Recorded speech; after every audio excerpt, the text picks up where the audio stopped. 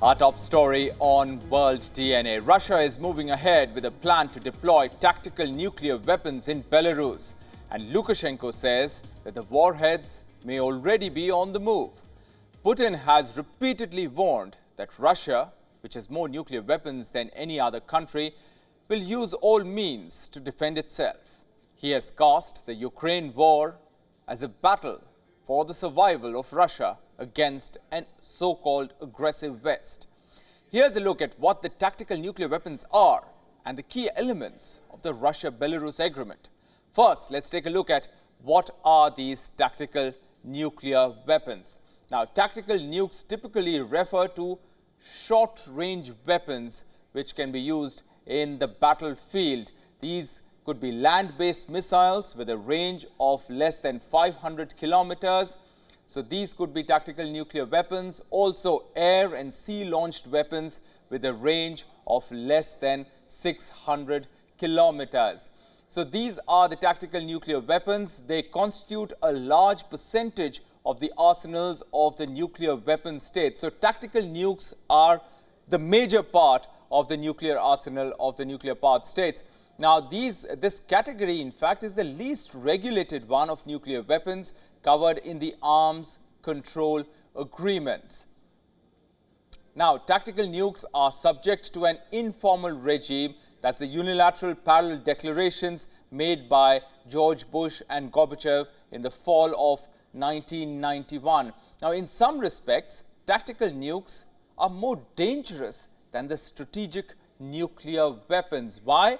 Because there are the risks of, because they are small in size, there's vulnerability to theft, and there's perceived usability.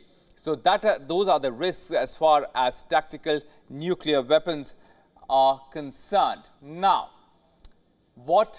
how do tactical nukes compare between Russia and the West? Let's look at that. Now, Russia has a huge numerical superiority over US and NATO. Multiple reports have said that US, in fact, believes that Russia has around 2,000 such working tactical nuclear warheads, some of which it is now planning to move to Belarus.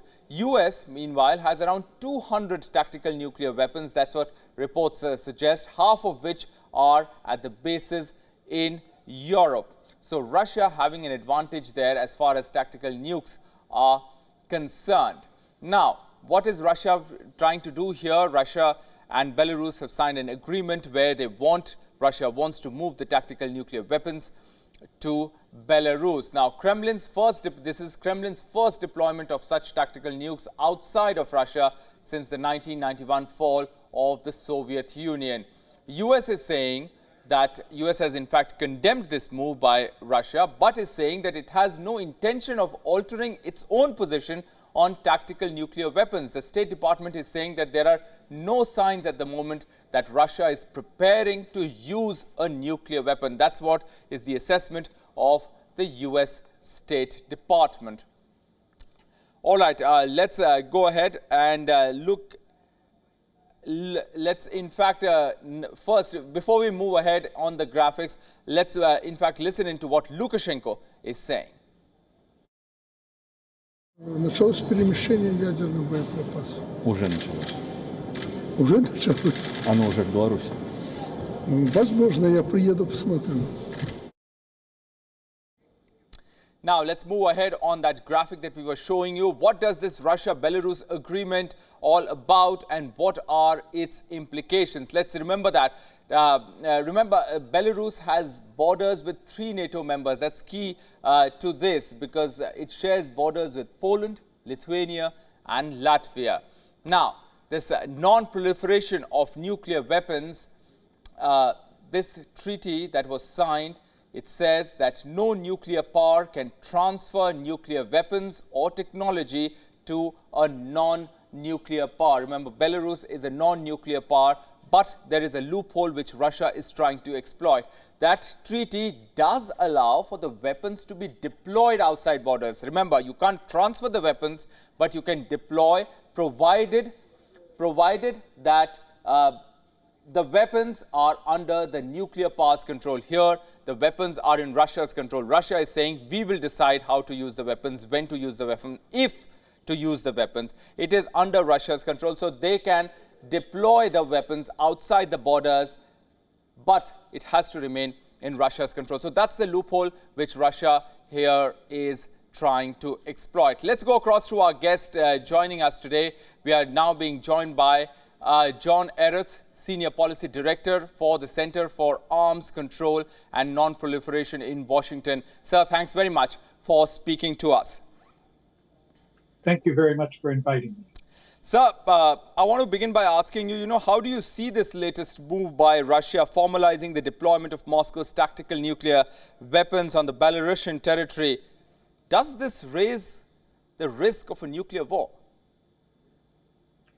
The most important thing to keep in mind is that this move makes no difference at all militarily. Previous to this, Russia had the capability to use a nuclear weapon against any part of Ukraine it chose. It had the capability to threaten to use nuclear weapons against the neighboring NATO countries. Simply moving some of the non-strategic weapons to Belarus does not change that calculation in any way. So what this move is it's highly symbolic. It is a way for Russia to underline that it has a substantial number of nuclear weapons and that it is prepared to use them in order to bring pressure on NATO states to stop their support to Ukraine. Right, so on that note, the US government believes that Russia has about 2,000 tactical nuclear weapons, which includes bombs that can be carried by aircraft, warheads for short-range missiles, artillery rounds, of course. So how do you assess the impact of this move on the war in Ukraine, and also how do you assess the impact of or the role of the international community here? As far as the impact on the war goes, it's not very much. These weapons are not particularly useful in a war of the type that is being fought in Ukraine, because the modern conventional weapons give you the capability to attack whatever you want anyway. And particularly in a situation where Russia is trying to occupy portions of Ukrainian territory, you don't want to destroy everything in these areas you're attempting to occupy and leave a large amount of residual radiation as a nuclear weapon would. So militarily, the impact is very small. But it's a case of Russia trying to use this for diplomatic leverage to heighten the stakes for the Western countries in their continued support to Ukraine. All right. Well, Mr. Ereth, thank you so much for joining us on this broadcast with your insights on this. Thank you.